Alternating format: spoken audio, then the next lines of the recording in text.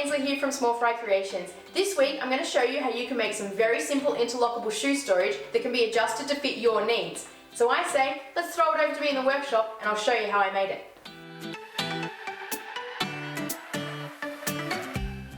Alright guys, you've seen the project that we're going to make today, so it's super simple and it's a great introduction if you are just getting into woodworking. The only thing you need to really remember for this project is for whatever size box you choose, that it is a square box. So I'm going to go with 300mm. I've set my table saw fence to 300, so let's just get cutting.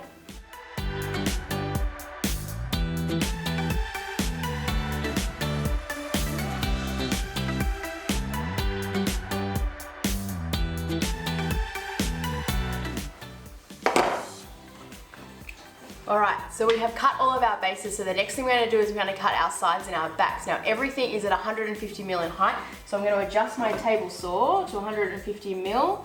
I'm going to cut a whole bunch of strips, and then I'm going to cut them to length over at the miter saw with a stop block in place. So let's put on some good tunes and let's get cutting.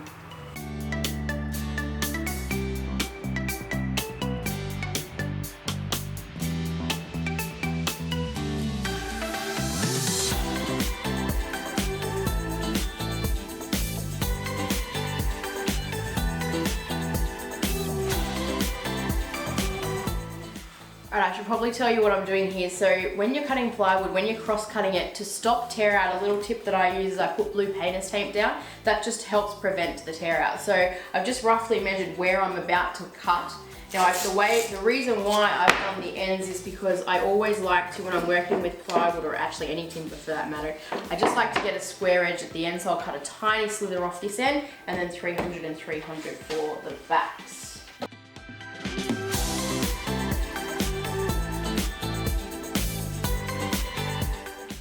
Now what I've done is I've just squared up the end just to make sure, because you just never know. Now I know that I said that mine was 300mm and that is what they should be, but like in all woodworking, sometimes it doesn't always go to plan.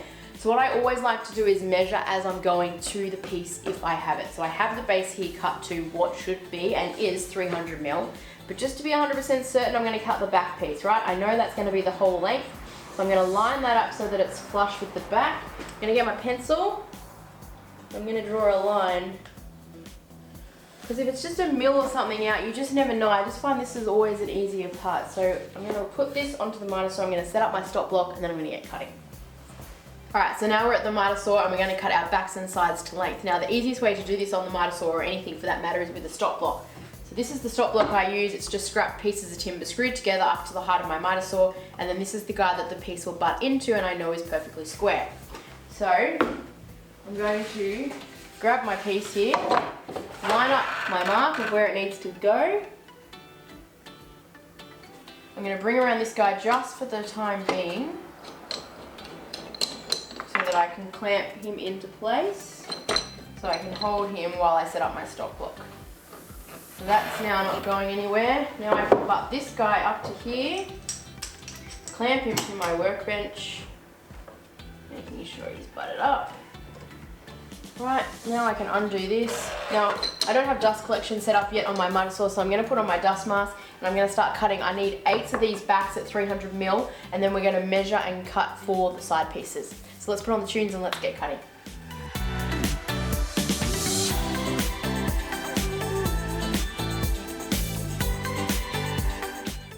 Now I've got all my back pieces cut, so now that I've got them cut, I can take off this blue tape. And again, these side pieces should be 285mm because I've allowed for the back piece, but just to be certain, you just never know, I'm going to line up this so that it's flush with the back where it would go. Right, grab my side piece, which I've already trimmed the ends off, but I'm going to do the exact same process, but this up to here, hold it in place, and again draw my line.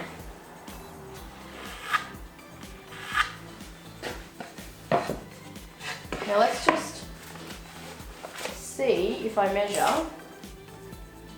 Comes out right at 285, but you just never know. I just feel like this is always the best way to do it. You don't want to cut all your pieces and you go to get to the glue up and then all of a sudden you're a millimetre out or something like that. So now I'm going to cut, I've got 8 boxes, which means I need 16 sides. I'm going to change up my stop block and then we're going to get cutting.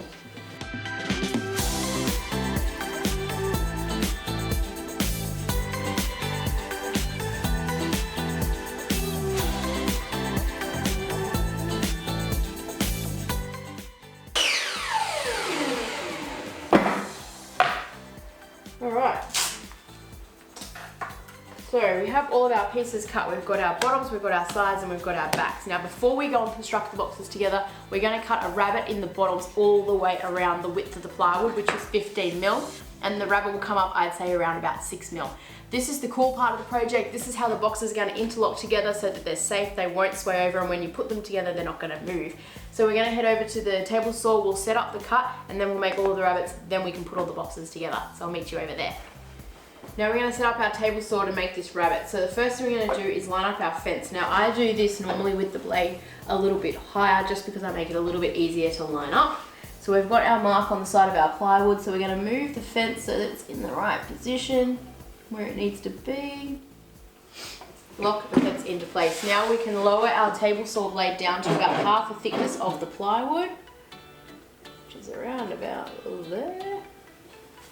And we are ready to make our cuts. Now I'm doing 8 bottoms, so you want to make sure you make all the same cuts before you move your fence. It's just going to make it easier for you. So I'm going to make my cuts all the way around, do that on all of them, then I'll bump my fence across a little bit and do the same process again until I have my rabbet completely cut out of the bottom. So I think I have everything set up, so I think we can now start cutting. I'm going to pop on the dust collection, get the tunes going, and get cutting.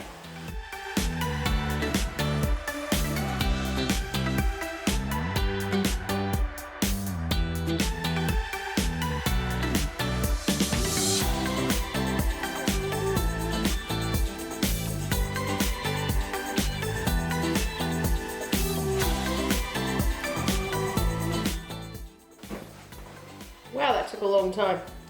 Alright, bottoms are done. Rabbets are cut all the way around. If you have any little bits of plywood that are sticking up or anything like that, just grab a chisel and you can clean it up. Got my sides and my backs ready to go. I can now take off all this blue tape and start to glue everything together. Now I'm just going to use glue and brad nails to put mine together. I think that will be plenty strong for the application of what we're doing today. So let's grab the clamps and let's get gluing.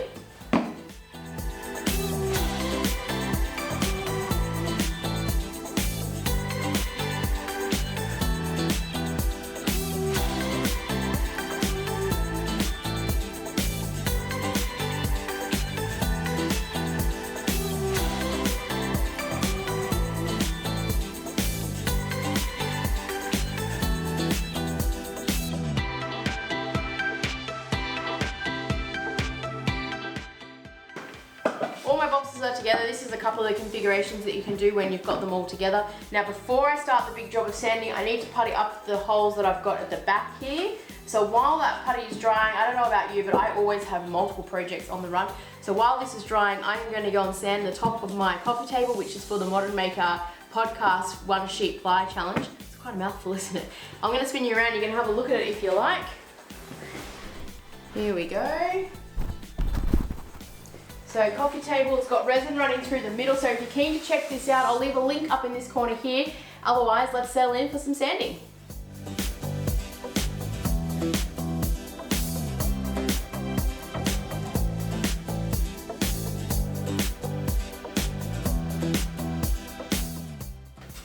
Everything is now sanded. So now we are going to do the finish. Now I wanted to do something different. You could just paint it a whole color.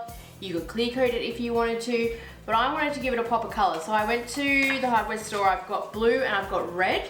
I'm going to mask off a triangle and paint one half of it a color. So I'll do, there's 8 boxes, so I'll do 4 of each. We're going to do triangles around all of the solid edges. I think it could be a cool look when you put it together, and then when you're moving things around, if you have them facing this way, I think it could look cool with the contrasting color and different triangles. So let's mask it off and let's get painting, and hopefully it looks good.